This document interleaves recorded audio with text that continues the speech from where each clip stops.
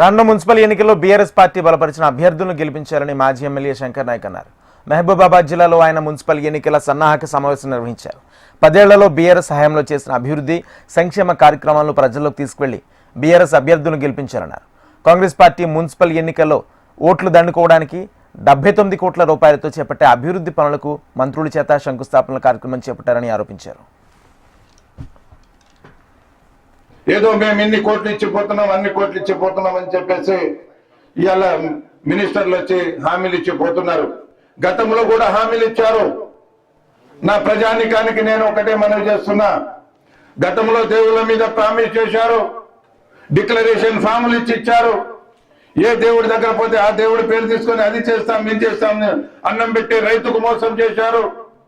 మా ఆడబిడ్డలకు 2500 ఇస్తామని చెప్పేసి 2500 రూపాయలు ఇవ్వకుండా మోసం చేశారు.